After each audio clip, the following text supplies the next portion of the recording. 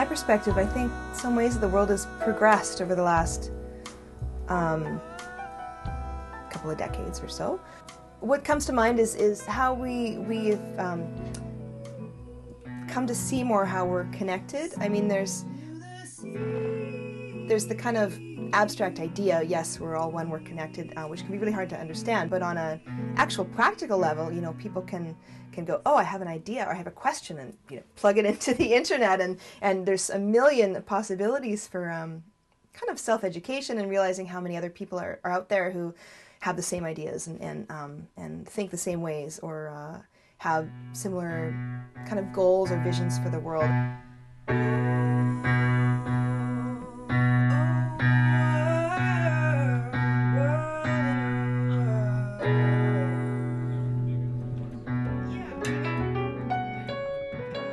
Sometimes I think about how, in some ways, the evolution of humanity is almost like development of a child through different stages.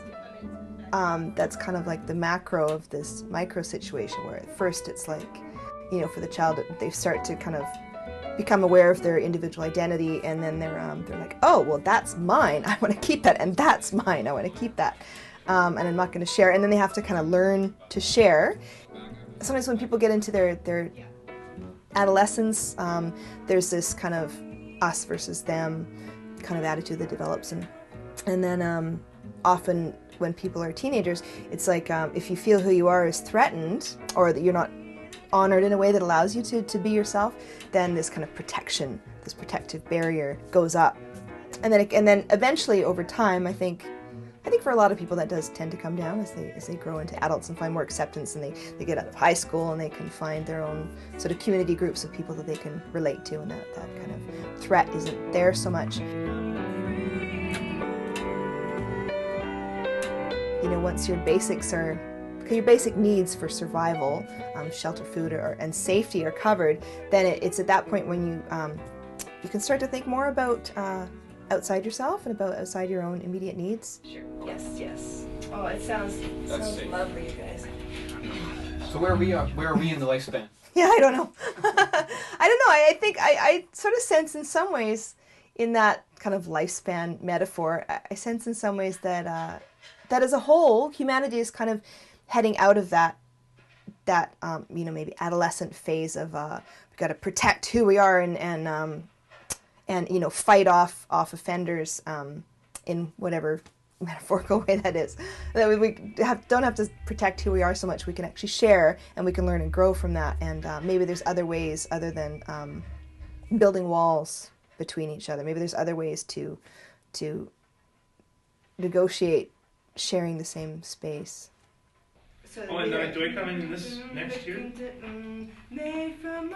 Humanity has so many of their issues and their troubles and their tendencies to fight and battle and not grow and all of that. But at the same time, I think with this kind of, I'm almost shy of using the word global consciousness, but that's the way a lot of people term it. So this kind of global consciousness is a kind of sense that it's not necessarily us against them. It's kind of all of us together, and where are we going, where are we heading, in our own pockets of tradition and in our own ways, and where do we, you know, how do we honor our differences, and where do we meet in the middle?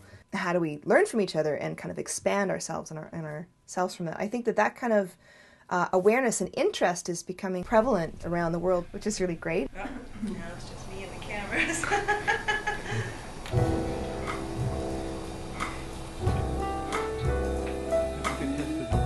I think it would be wonderful if we allowed each other opportunities to become our best selves and realize our full potential.